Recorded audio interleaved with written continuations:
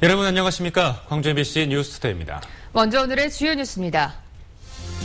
광주 경제의 견인차 역할을 해왔던 하남산단이 첨단 업종으로 전환되는 등 고부가 가치 혁신산업단지로 탈바꿈하게 됩니다.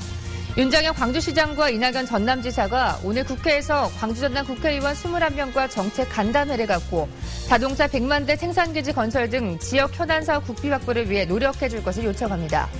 국립아시아문화전당이 오는 4일 문을 여는 가운데 광주의 문화예술활동이 여전히 부족하고 시민들도 문화예술의 친화적인 도시라고 생각하지 않고 있는 것으로 조사됐습니다. 천주교 정의평화위원회가 5.18의 역사를 왜곡했다며 지만원 씨를 검찰에 고소했습니다. 지난 34년 동안 광주경제의 견인차 역할을 해왔던 하남산단이 고부가 가치 혁신산업단지로 탈바꿈하게 됩니다. 단순 임가공에서 첨단 업종으로 전환되고 청년 일자리 창출을 위한 근로환경 개선 작업도 병행됩니다. 한신구 기자의 보도입니다. 지난 1991년 조성된 광주 하남산단.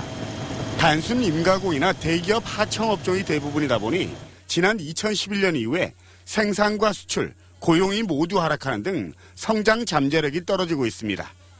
더욱이 전국 83개 산단 가운데 연구 역량이나 연구 성과가 하위권이고 주차장 면적이나 복지시설은 전국에서 가장 열악한 상태에 놓여 있습니다.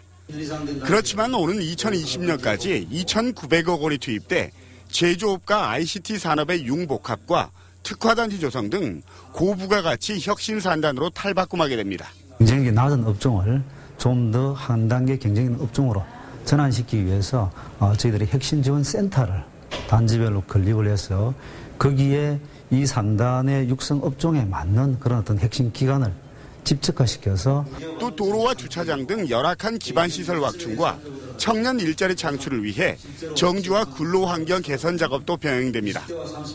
청년들이 산단 내 중소기업에 취업을 꺼리는 가장 큰 이유로 불확실한 장래와 함께 열악한 근무 여건을 들고 있기 때문입니다.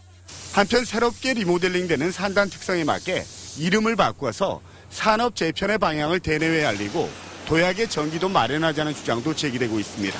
MBC 뉴스 한신구입니다.